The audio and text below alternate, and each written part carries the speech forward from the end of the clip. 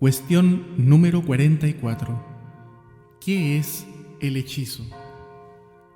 El hechizo es aquella operación que se hace para obtener algo positivo con el concurso de los demonios. Si en el maleficio se busca dañar a alguien, en el hechizo se busca algo positivo, es decir, que alguien se enamore del que hace el hechizo, que vaya bien en los negocios, que ascienda de puesto. Como es lógico, el demonio no puede todo, solo tentar. De ahí que si puede influir algo, será a través de la tentación. El hechizo no suele conseguir lo que se busca con él, y sin embargo, suele provocar posesión o algún tipo de influencia, siempre en el que lo hace o lo encarga, y a veces también en la víctima del hechizo. Cuando se exorciza a alguien, si se encuentra el objeto del hechizo o del maleficio, se ha de destruir, pero si no se encontrara, sería completamente indiferente, ya que la oración a Dios destruirá toda influencia de ese objeto demoníaco. Contra el hechizo, aplíquese el mismo remedio que para el maleficio, pues en definitiva es el demonio actuando. Cuestión número 45. ¿Importa el modo de hacer un maleficio o un hechizo?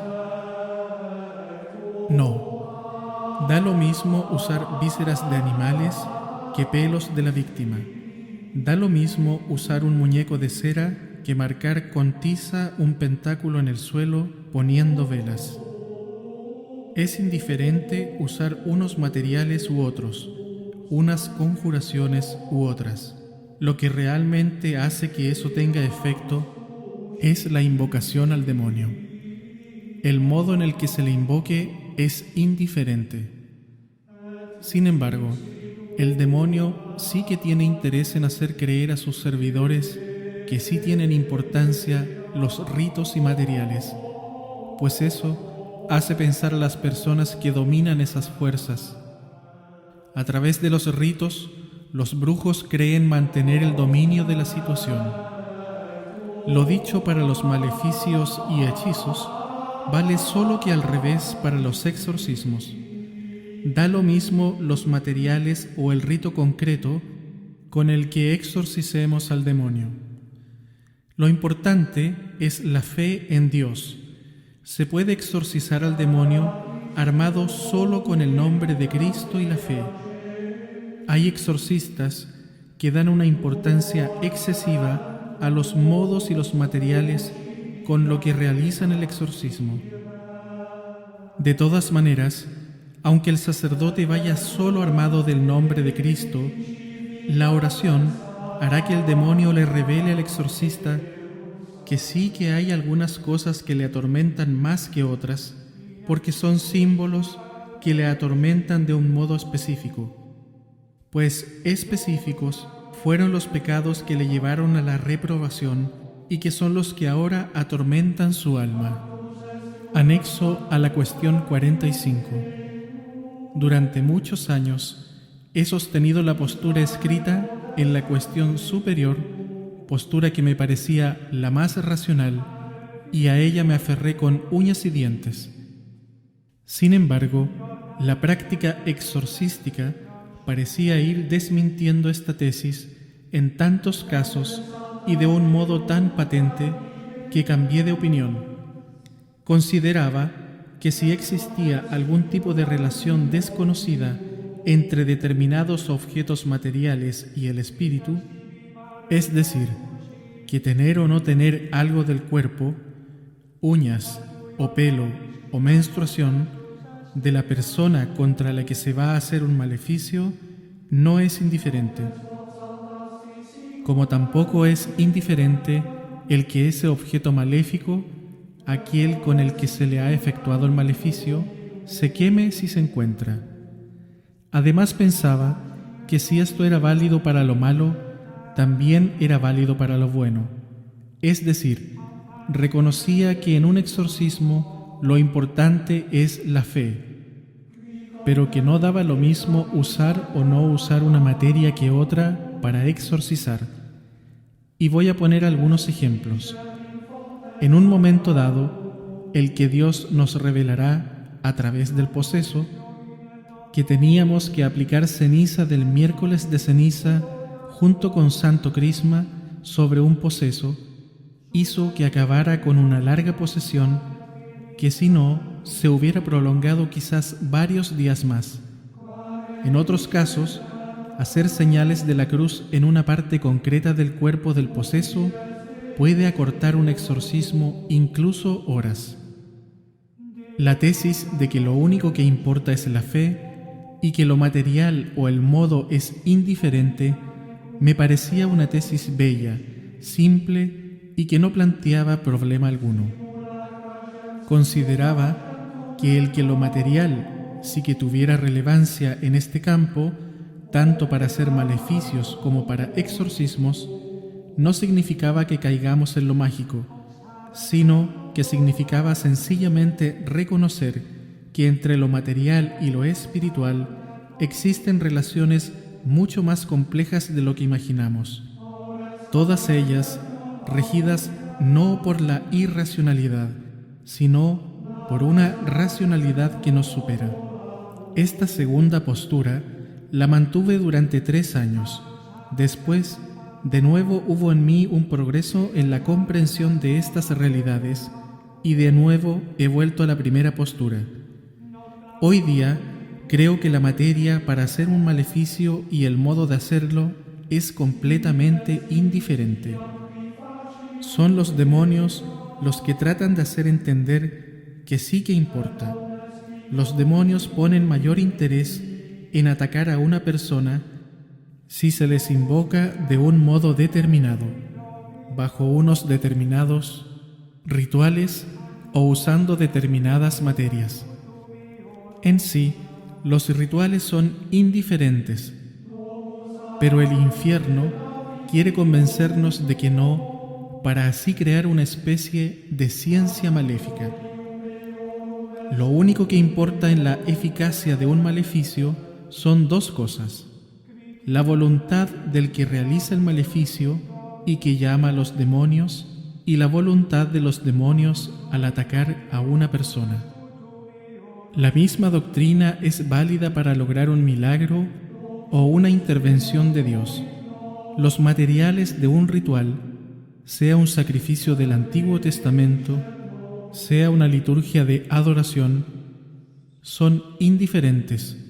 Solo importa la voluntad del que pide y la voluntad de Dios. No existe una fórmula para hacer el maleficio, así como no existe la fórmula para hacer un milagro. La voluntad del que invoca, llama y pide. La voluntad del que actúa, realiza todo el acto. Entonces, ¿por qué en los exorcismos determinados elementos sí que parecen tener una efectividad propia para atormentar y echar demonios? Pues únicamente porque son símbolo de realidades espirituales, y el símbolo puede atormentar a los demonios hasta el punto de echarlos. Cuestión número 46. ¿Cuál es la diferencia entre magia blanca y magia negra? La magia blanca es la que se practica para lograr el bien y la magia negra es la que se practica para lograr el mal. Ambas magias son ineficaces y si alguna vez tiene algún tipo de eficacia es por intervención del demonio. Ninguna persona tiene poderes mágicos. Es el demonio el que está detrás de ello, aunque estos mismos videntes, santones, magos o brujos no lo sepan. Y ellos mismos, si invocan a este tipo de fuerzas, acaban estando posesos. Cuestión número 47. ¿Adivinan el futuro los magos por intervención del demonio? Indudablemente no, y lo digo así de tajantemente, por 2 razones. Primera razón, los demonios no lo saben todo, solo lo que pueden deducir, pero ellos no ven el futuro.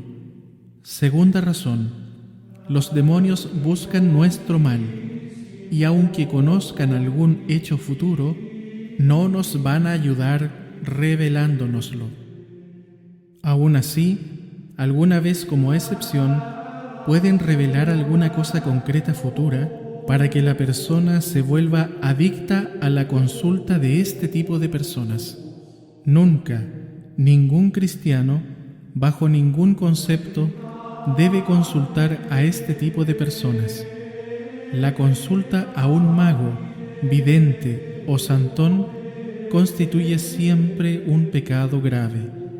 Y aunque este tipo de personas suelen decir que poseen poderes de evidencia, nunca jamás el sacerdote debe dirigir a este tipo de personas a posesos para ver si hay o no posesión. Lo que el sacerdote no vea con su ciencia, no debe tratar de suplirlo con la falsa ciencia de estos videntes.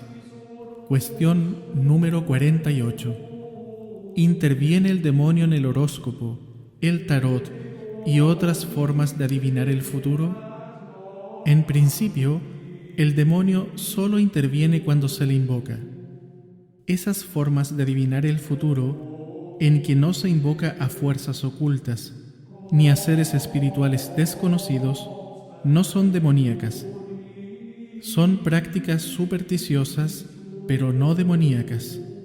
Si bien los que practican tales supersticiones sentirán cada vez más la tentación de invocar tales fuerzas y seres desconocidos. No hace falta decir que si el futuro no es posible conocerlo, ni invocando a los demonios, mucho menos con esas prácticas de astrología o cartomancia. Los mismos que practican esas supercherías son la prueba viviente de que por ese medio no se puede obtener ningún beneficio. Los únicos que sí suelen obtener algún beneficio de tales adivinaciones son los embaucadores profesionales, que son los primeros en no creer en ellas y que saben dosificar sus predicciones para no pillarse los dedos. Cuestión número 49. ¿Puede un demonio provocar falsas visiones en un místico? Las naturalezas angélicas tienen poder para infundir visiones y locuciones en cualquier mente humana. Ahora bien, para evitar el desbarajuste que en las almas produciría este tipo de actuaciones, si se dieran con frecuencia, prácticamente nunca consciente que se den, solo lo permite en rarísimas ocasiones y cuando la persona tiene medios para descubrir la verdad.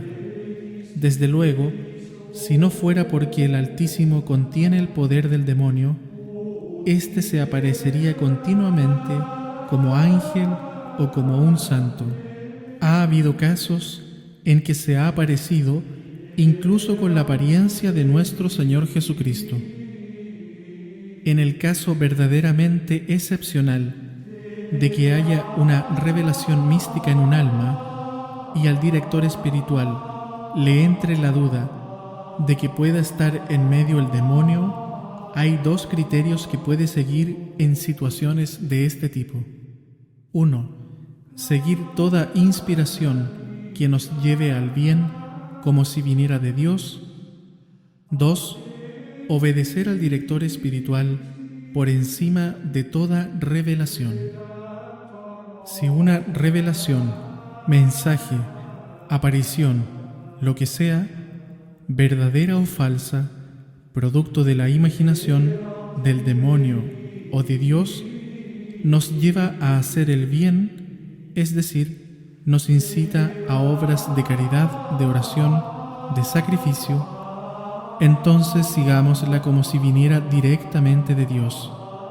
Porque en el peor de los casos, si es el demonio el que nos está predicando el bien, ¿por qué no hacerle caso? Si el demonio nos predica el buen camino, ¿no habremos de hacerle caso por el hecho de ser malo el predicador? Con esta regla de conducta se quitan todo tipo de escrúpulos y se evitan pérdidas de tiempo tratando de buscar el origen de las inspiraciones del alma. Ahora bien, siempre hay que anteponer la orden del confesor o director espiritual a esas supuestas revelaciones. No importa lo bueno y noble que nos pida esa supuesta revelación, todo deberá supeditarse a la obediencia al confesor, pues incluso lo que proviene directamente de Dios discurre por los caminos de la obediencia a los legítimos pastores. La recepción de revelaciones es un don menor que el de la obediencia. Así que si esas revelaciones provienen del demonio, una de dos: o entrarán en conflicto con la obediencia al confesor, o pronto dejarán de conducir al bien, intercalando incitación al mal en ellas. Poco aguanta el demonio predicando el bien. Por el contrario, si la revelación es de Dios, no hay conflicto entre revelación y director espiritual, porque la obediencia al director espiritual es obediencia a Dios a través de ese clérigo. La obediencia a una revelación es siempre obediencia a una supuesta revelación, mientras que la obediencia al confesor siempre es algo santo, siempre es algo seguro. El dirigido debe recordar la máxima de obedecer siempre mientras no sea pecado. El místico no solo no está liberado de la obediencia, sino que especialmente él está más sujeto a ella, y la razón está en que el místico siempre está en peligro de caer en la soberbia. Por eso, él debe desconfiar más de su propio juicio y someterse y ser humilde a un hombre más pecador que él.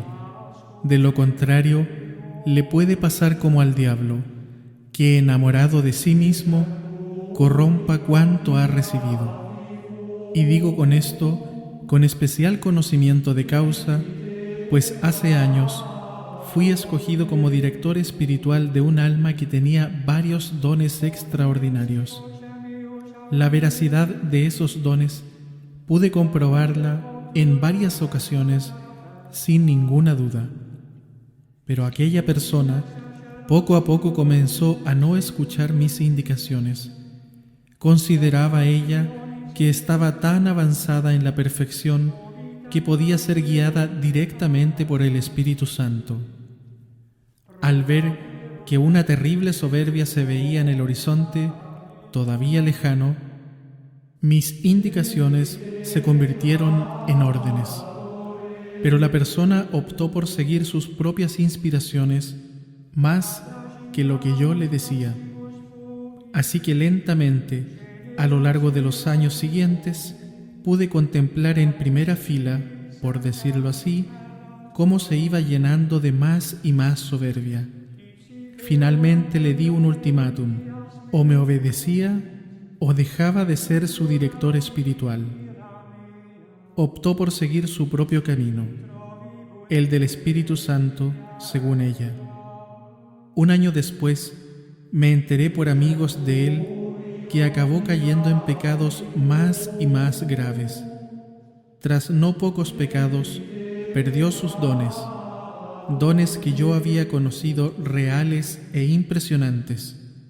Terrible historia que siempre me recordará que en el camino de la santidad hay muchos que quedan en la cuneta y de los que nunca conoceremos sus nombres. Cuestión número 50. ¿Puede provocar estigmas? Sí, el demonio puede provocar estigmas. Yo me resistí a creer tal cosa, a pesar de que el cardenal Bona afirmaba que tal hecho se había comprobado por algunos ejemplos indiscutibles. Discret Spir, capítulo 7, número 11. Y que había habido testigos de esto mismo en el caso de las posesas de Loudun. Y me resistía a aceptar eso porque consideraba que los estigmas eran un fenómeno de carácter esencialmente externo que suponía una especie de ratificación divina respecto del sujeto que las portaba. Es decir, otros fenómenos místicos son ocultos y son dados para el bien de la persona que los posee, pero la estigmatización se da esencialmente para los demás. Por eso son marcas externas. Por ejemplo, una locución o una visión profética sobre un hecho futuro son fenómenos que quedan en el interior de la persona, pero una estigmatización no. Y son, creía yo, una especie de confirmación divina de la santidad del que los porta. Y así San Pablo confirma: que nadie me moleste, pues llevo en mi cuerpo las marcas de Cristo. Gálatas 6, versículo 17. De este versículo caben varias interpretaciones, todas plausibles. Pero si está hablando de estigmatización, entonces a primera vista parecería corroborar la impresión de que suponen una especie de manifestación del favor divino, impresión espontánea por otro lado entre la gente que conoce tal fenómeno.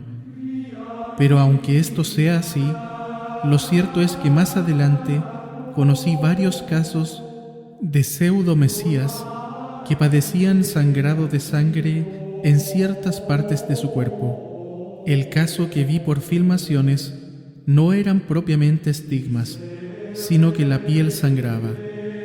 ¿Qué conclusión sacamos de todo esto?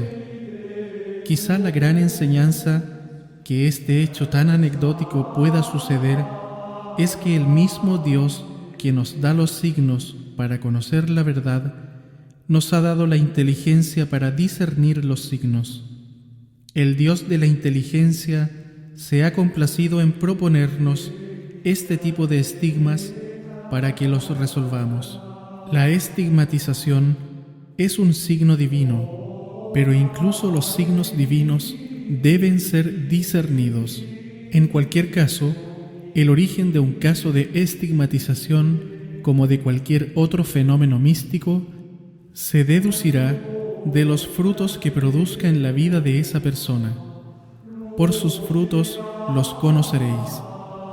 Los frutos del maligno son soberbia, desobediencia, pecado en definitiva. Los frutos del alma de Dios son la humildad, la obediencia, la vida sacrificada, la virtud. Vuelvo a repetir que el hecho de que los estigmas puedan ser producidos por el demonio es algo muy anecdótico y accidental, pero la enseñanza que se extrae de ello es muy importante para cualquier campo eclesiástico. Todo puede falsificarse menos la virtud. Los signos, los razonamientos de los teólogos, las buenas razones, las intenciones, todo es susceptible de ser torcido o manipulado. Lo único que no puede fingirse las 24 horas del día, 365 días al año, es la virtud. Cuestión número 51. ¿De qué forma poseen los demonios cuando se aparecen a los hombres? Los demonios no tienen una forma visible determinada. Su forma es inmaterial. Por lo tanto, si se manifiestan de forma visible, podrían adoptar cualquier forma que desearan. Cualquier forma, por bella que fuera, humana o angélica, entra dentro de la capacidad de su poder. Podrían aparecerse con la forma de un sacerdote conocido, de nuestro confesor, del Santo Padre. Como es lógico, tal situación crearía una inseguridad total. Así que Dios no lo permite, y Dios, mirando nuestro bien, no solo no les permite este tipo de apariciones tan sumamente engañosas, sino que ni siquiera les permite aparecerse de cualquier manera, sino solo en ciertos modos determinados, para que así nos quede claro a nosotros que somos como niños al lado de ellos, el carácter maléfico del que se aparece. Y así Dios solo les permite aparecerse como sombras que se mueven, como engendros monstruosos, como hombres pequeños de color muy negro.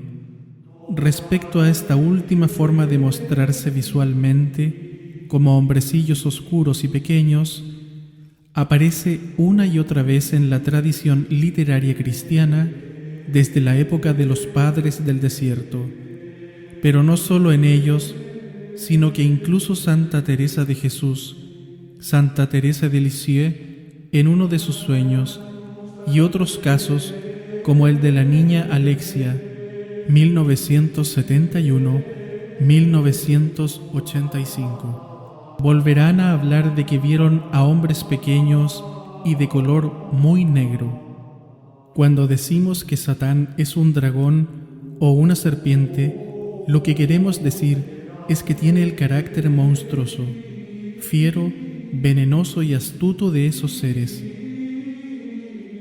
pero en ningún caso que tenga esa forma visual, ya que sigue siendo un bellísimo ángel en su naturaleza, aunque repugnante en su aspecto moral. La deformación él la ha sufrido solo en su persona, pero no en su naturaleza. Su ser personal se ha deformado, pero su naturaleza permanece y permanecerá intacta, haga lo que haga, dado que ambas cosas son inseparables. Él únicamente es un monstruo, un ser deforme, alguien que produce repugnancia y aversión. Cuestión número 52. ¿Es el demonio el que provoca la noche del espíritu? Toda persona que busque a Dios con todo su corazón y dedique grandes esfuerzos a la oración y al ascetismo, antes o después penetrará en una fase conocida por todos los santos como la noche del espíritu. Es una fase de la evolución espiritual. Pasarla es necesario para penetrar en la vida mística. Es imposible alcanzar ciertos niveles de amor a Dios sin sufrir esta purificación. Esta purificación se hace a través del sufrimiento aceptado con amor de Dios y perseverancia. Esta noche consiste en una serie de tentaciones obsesivas de origen demoníaco. En esta fase es como si el demonio se empeñara a toda costa en detener el avance espiritual de esa persona, haciéndola sucumbir en graves pecados. El demonio sabe que o trata de hacerle pecar entonces, o el alma se elevará más allá de su alcance. La literatura de los santos es riquísima en textos. Pongo a continuación la descripción que nos da de esta fase una humildísima costurera extremeña del siglo XIX, cuyo nombre fue Javiera del Valle. Cuando el alma se resuelve a no querer nada, sino es el seguir a su amado Redentor, y poniendo en él fija su mirada con el único fin de hacer por él, si pudiera, lo que ve que ha hecho y sufrido por ella su adorable Redentor. Enfurecido, Satanás preparará una gran batalla y a ella trae todo su ejército infernal. Se propone arrancar de nosotros las 3 virtudes teologales, pero donde va directamente a poner el blanco es en la fe, porque conseguida esta, fácil cosa le es conseguir las otras 2, porque la fe es como el fundamento donde se levanta todo el edificio espiritual, que es lo que Él quiere y desea y pretende destruir. Dios entonces calla, no le impide su intento, antes prepara los caminos para que sea más ruda la batalla, y también tiene en ello sus fines, porque el prepararle los caminos es para dejarle en la batalla confundido y burlado y derrotarlo con más completa derrota, y salgamos nosotros vencedores de esta batalla y quedamos invencibles en lo porvenir. Cuando Satanás ya se acerca a la pelea, lo primero que echamos de menos es la luz clara y hermosa que nos había Dios dado, para con ella conocer la verdad. La escuela del Espíritu Santo se cierra. La memoria y la razón, por la fuerza del dolor y sentimiento que el alma tiene, parece que se ha perdido. Pobre alma, quiere buscar a su Dios y no sabe, le quiere llamar y no puede articular palabra. Todo se le ha olvidado, con tan profunda pena se siente sola, sin compañía ninguna. ¿A qué compararé yo este estado? Nada hallo sino es a esas noches de verano en que se levantan de repente esos nublados tan fuertes y horribles, que por su oscuridad tenebrosa nada se ve, sino relámpagos que asustan, truenos que dejan a uno temblando, aires huracanados que recuerdan la justicia de Dios al fin del mundo, el granizo y piedra que parece todo lo va a destruir. No hallo a qué poderlo comparar. Sola sin su Dios, siente venir a ella como un ejército furioso, que la gritan que está engañada, que no hay Dios, y la cercan por todas partes. Llenos de retórica, que dan conferencias, sin ella quererlo, pero no la dejan un punto, y con razonamientos tan fuertes y violentos, que a la fuerza la quiebran a hacer creer que no hay Dios, y con horribles bocachadas, que no hay Él tal Dios a quien ella busca, y como con poder sobre las potencias, para no poder ni discurrir, ni creer otra cosa, sino es aquello que a la fuerza y más que a la fuerza quieren hacer entender y creer a uno que nada más se crea lo que ellos dicen, y a ninguna otra cosa más se crea. En esta tan inmensa y como infinita pena, allá a lo lejos, y como una cosa que se soñó y que no se sabe que se ha soñado, se acuerda de la Iglesia y del amor que a ella debemos tener, y este recuerdo, como cuando a uno le ha faltado el conocimiento, y al volverle quiere hablar, y habla como entrecortadas palabras. Así, el alma sin voz y tartamudeando como que atinó a decir: me uno a las creencias, todas de mi madre la Iglesia, y no quiero creer ninguna cosa más. Y sin poder decir más, ni hablar, ni entender, así pasé meses y meses, hasta pasados 2 años. Tenía 18 años cuando esto pasó por mí, y cuando tanto yo sufría y lloraba sin consuelo la pérdida de mi fe, he aquí que amaneció para mí el día claro y hermoso. Y así como yo sin saber nada, en este estado me vi que me metieron, también ahora vi y sentí que de él me sacaron. Javiera del Valle, 1856-1930. Decenario del Espíritu Santo, día 8. La noche del Espíritu supone una serie de tentaciones de ateísmo contra la fe, de escrúpulos, de suicidio, de depresión o de cualquier otra cosa, pero muy intensas. Las tentaciones de suicidio las pasaron San Ignacio de Loyola o Santa Teresa de Lisieux. Contra la fe en la existencia de Dios las padeció terribles la Madre Teresa de Calcuta. El gran maestro sobre la noche del Espíritu es sin duda San Juan de la Cruz. La lectura de La subida al Monte Carmelo será sin duda la mejor lectura para los confesores de estas almas atribuladas. Los directores espirituales, sobre todo de religiosas, deben recordar a estas almas sufrientes que no hay nada que pueda evitar el sufrimiento de la noche del Espíritu. Es una fase que solo acaba cuando Dios quiere. Deben consolar a esas almas recordándoles que el demonio está ahí cumpliendo la función de un cilicio, pero que cuando peores sean sus tentaciones, más breves serán, y cuanto más moderadas, más prolongadas.